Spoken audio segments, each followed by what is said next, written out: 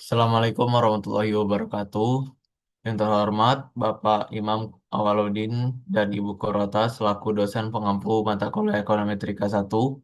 Di sini kami akan mempresentasikan hasil mini skripsi kami yang berjudul Pengaruh Ukuran Perusahaan, Firm Size, Struktur Modal, dan Profitabilitas terhadap Nilai Perusahaan pada PT Bank Sentral Asia TBK periode 2004 sampai 2024. Baiklah, langsung saja kita langsung mempresentasikannya. Yang pertama itu mungkin ke rumusan masalah.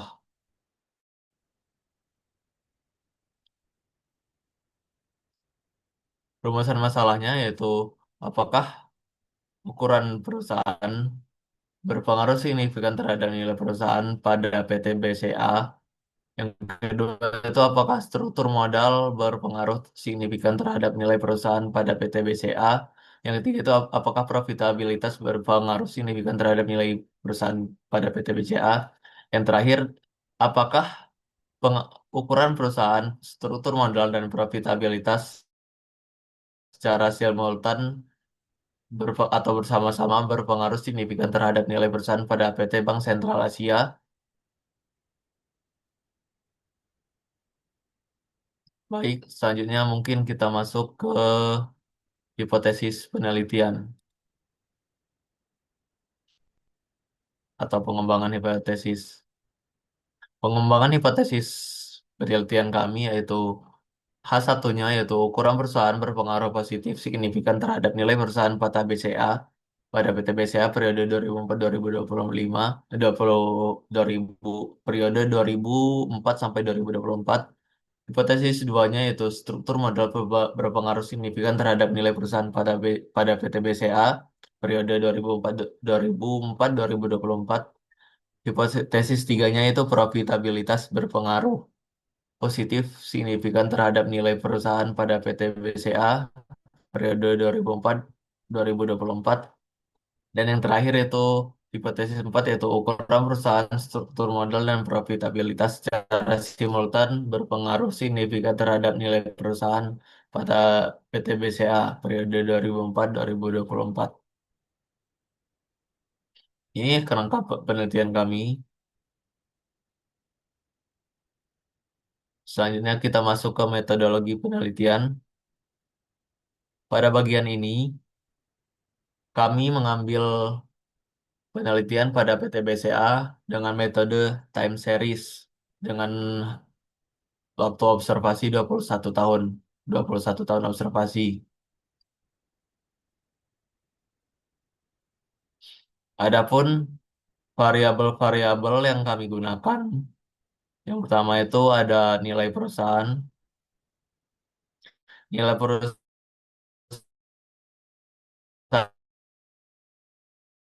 nilai perusahaan sendiri, definisi singkatnya itu adalah penilaian pasar perusahaan relatif terhadap nilai buku akuntansi. Yang pada kali ini kami mengukurnya dengan PBV atau Price to Book Value. Adapun dengan perhitungan PBV itu harga saham, harga pasar per saham dibagi nilai buku atau total kapitalisasi pasar dibagi nilai buku. Namun pada penelitian kali ini kami langsung memakai nilai PBV yang terdapat pada data laporan data keuangan tahunan PT BCA. Karena di sana sudah tersedia, jadi kami langsung memakainya tanpa menghitungnya. Yang kedua itu ukuran perusahaan.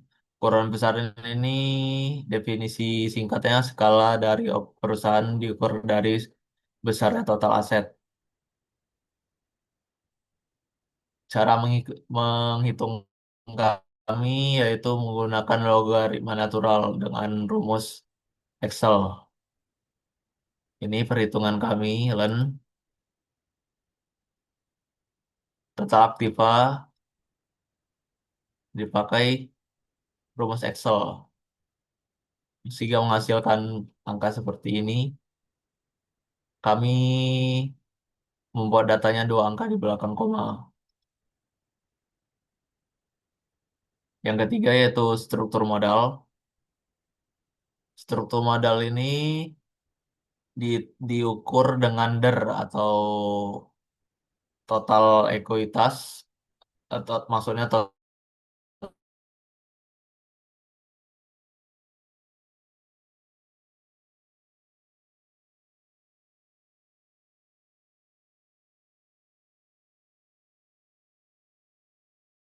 dibagi dengan total ekuitas menghasilkan DER segini, dua angka di belakang koma. Yang terakhir yaitu profitabilitas. Profitabilitas ini diukur dengan ROA, dengan dengan rumus laba bersih bagi total aset dikali 100%. Ini perhitungannya. Dan ROA juga kami langsung gunakan yang tertera pada laporan tahunan PT BCA. Sumber data yang kami dapatkan ini dari situs resmi BCA dan BEI, dan pengujian yang akan kami lakukan yaitu yang pertama pengujian asumsi klasik yang terdiri dari normalitas, uji multikolinearitas, heteroskedastisitas dan autokolerasi, serta analisis regresi linear berganda, dan uji hipotesis statistik, yaitu ada uji T secara ini secara sendiri-sendiri atau individu, dan uji F secara bersama-sama. Selanjutnya kami juga ada estimasi atau interpretasi koefisien determinasi determinasi R square dan adjusted R square. Kriteria yang kami gunakan adalah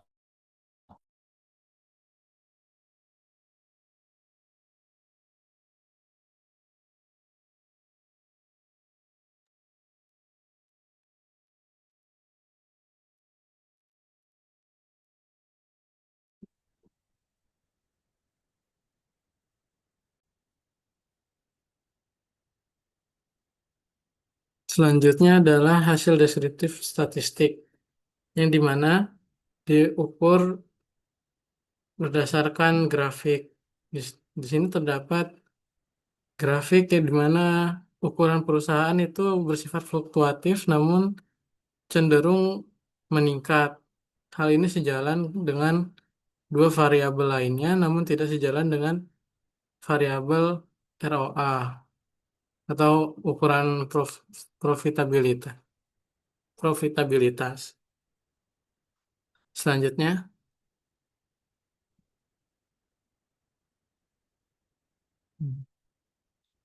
berikutnya adalah hasil regresi. Yang pertama itu ada hasil pengujian estimasi linier berganda. Di sini ada Y topi sama dengan minus 57,14547 ditambah 0,44071 sebagai X1 ditambah dengan 16168.511 sebagai X2 dan ditambah dengan 0,33508 sebagai X3. Hal ini menginterpretasikan bahwa konstanta C memiliki regresi sebesar minus 57,14547 yang mengindikasikan bahwa jika seluruh variabel independen bernilai nol, maka nilai perusahaan adalah minus 57. Selanjutnya pada koefisien X, yaitu ukuran perusahaan, koefisien regresi menunjukkan ukuran perusahaan tersebut sebesar 0,440471 yang menunjukkan bahwa setiap peningkatan dari satu unit dalam logaritma natural total aset itu ukuran perusahaan akan meningkatkan nilai perusahaan sebesar 0,44041 kali dengan asumsi variabel independen lainnya tetap konstan atau ceteris paribus. Selanjutnya pada koefisien X2 yaitu struktur modal yang dihitung dengan DER atau debt to equity ratio, perusahaan ini memiliki koefisien regresi sebesar 1,68511, yang berarti peningkatan satu unit DER akan berkorelasi dengan peningkatan nilai perusahaan sebesar 1,68511 kali, dengan asumsi variabel lain tetap konstan atau ceteris paribus. Selanjutnya ialah koefisien X3 atau profitabilitas. Koefisien, koefisien regresi ini bersifat positif dan memiliki nilai sebesar 0,335018, yang diartikan adalah setiap kenaikan satu unit ROA atau profitabilitas itu diperkirakan akan meningkatkan nilai perusahaan sebesar 0,335018 kali, dengan asumsi variabel independen lain tidak berubah atau ceteris paribus. Selanjutnya itu adalah pengujian asumsi klasik. Yang pertama ada uji normalitas. Uji normalitas ini dilakukan dengan metode Jarque-Bera yang didapatkan nilainya sebesar 1,043952 dengan nilai probabilitasnya 0,5933357, yang lebih besar dari 0,05, maka dapat disimpulkan bahwa data penelitian ini terdistribusi secara normal. Selanjutnya yang kedua itu ada uji multikolinearitas, yaitu menggunakan metode VIF atau Variance Inflation Factor, di mana jika nilai VIF itu lebih dari 10 maka terdeteksi adanya multikolinearitas. Di dalam data ini seluruh data VIF-nya ada di bawah 10, maka data ini tidak ditemukan adanya masalah multikolinearitas pada variabel yang diujikan. Selanjutnya itu ada uji heteroskedastisitas yang digunakan metode White, yang uji ini berfungsi sebagai pengujian untuk mendeteksi apakah adanya ketidakkonsistenan pada varian error atau error term dalam model regresi yang diuji. Nah, pada variabel ini didapati bahwa nilai probabilitas chi-square-nya itu lebih dari 0,05, yaitu 0,1876, di mana pada nilai of R-square pada chi-square. Selanjutnya itu ada uji autokorelasi, yaitu menggunakan metode LM-test, di mana menghasilkan probability chi-square-nya sebesar 0,3088, yang lebih besar dari 0,05, maka dapat disimpulkan bahwa data tidak mengandung autokorelasi. Selanjutnya, Selanjutnya ini ada uji tes statistik, di mana kita membandingkan antara tes statistik dengan T-tabel yang dicari menggunakan tabel T. Di sini pada variabel konstanta itu nilai T statistik lebih kecil daripada T-tabel, maka kesimpulannya tidak berpengaruh. Lalu yang pertama, yang kedua itu ada firm size X1, di mana T statistiknya melebihi dari T-tabel, maka kesimpulannya berpengaruh. Yang selanjutnya ini ada DR, dia T statistiknya lebih dari T tabel, maka dia berpengaruh. Dan yang ketiga, T statistiknya ROA, ini T statistiknya lebih kecil daripada T tabel, maka kesimpulannya dia tidak berpengaruh. Selanjutnya, selanjutnya. Nah, selanjutnya ini ada uji F statistik, di mana nilai F statistiknya ini sebesar 11,11428, itu secara substansial itu lebih besar daripada F tabelnya sebesar 0,313. Karena perbedaan signifikan itu, maka dapat disimpulkan bahwa hasil yang diperoleh ini salah satu variabel independen memiliki pengaruh yang signifikan terhadap variabel dependen dalam model regresi yang dilakukan. Selanjutnya, Selanjutnya ini adalah koefisien determinasi atau R square dan adjusted R square. Berdasarkan hasil koefisien determinasi, nilai R square adalah 0,662315 yang berarti 66,23% dari total variabel dependen itu dapat dijelaskan oleh variabel-variabel independennya, yaitu DER sebagai X1, ukuran farm size sebagai X2 atau leverage, dan ROA sebagai X3. Sementara itu nilai adjusted R square-nya itu 0,602,724 yang menunjukkan setelah disesuaikan jumlah variabelnya maka variasi variasi yang dapat dijelaskan pada variabel dependen itu menjadi 60,27%. Dan sisanya yaitu 39,7% itu dijelaskan oleh faktor lain di luar model penelitian ini. Selanjutnya,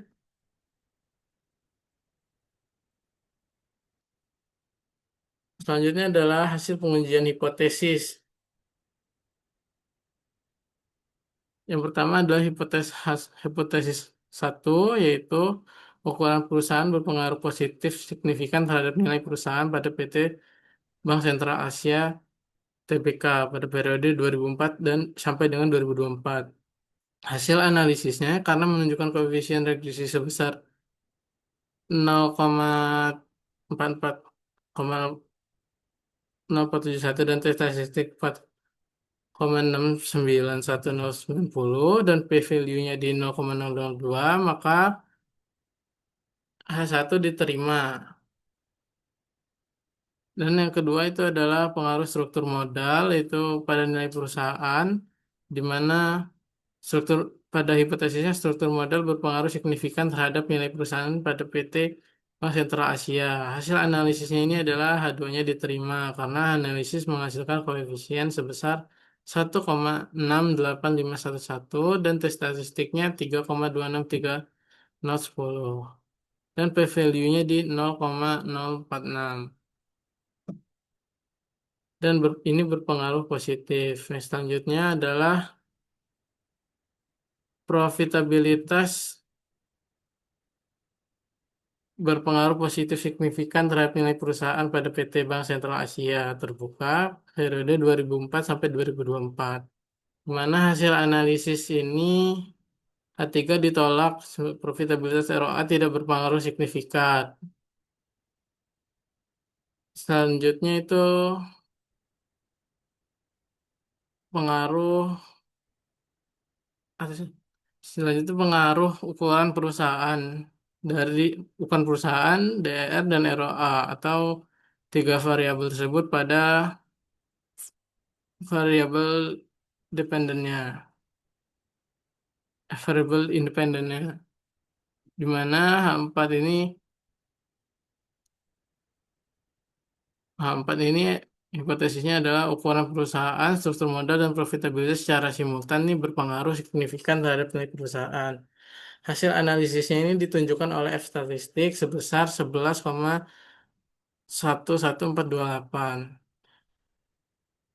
dan model regresi R square itu menjelaskan bahwa 66,23% variasi nilai perusahaan itu dapat dijelaskan dan pada adjusted R square-nya sebesar 60,27% setelah penyesuaian juga menyatakan dapat menjelaskan yang berarti variabel dependen dapat dijelaskan dengan variabel independen lain.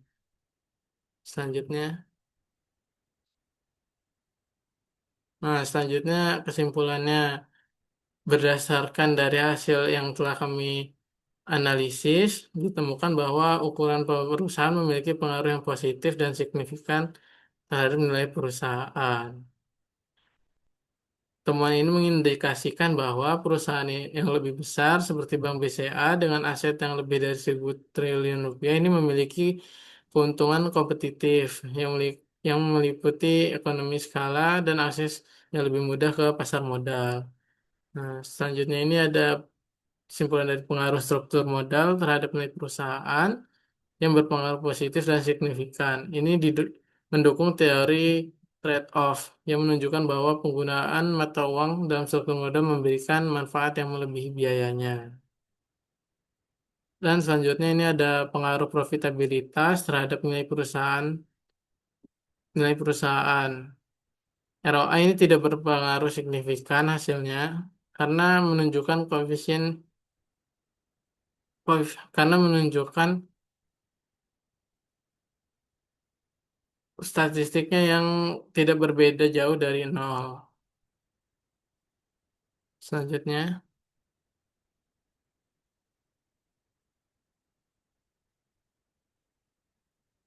hasil tersebut tuh kontras dengan mayoritas penelitian terdahulu karena kondisi ini dapat dijelaskan oleh beberapa faktor.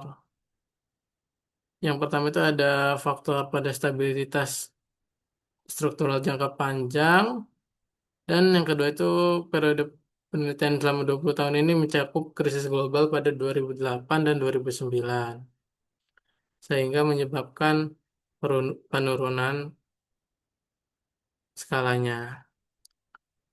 Terus yang selanjutnya itu pengaruh dari simultan ketiga atau hipotesis ketiga itu ketika ketiga variabel itu secara simultan berpengaruh signifikan atau hampa diterima yang ditunjukkan dengan R square-nya 66,23% dan adjusted R square-nya sebesar 60,27%. Itu persentase yang bisa dijelaskan oleh ketiga variabel ini, yang hanya menyisakan sebesar 39,7% variasi yang dapat dijelaskan oleh faktor eksternal lainnya. Selanjutnya,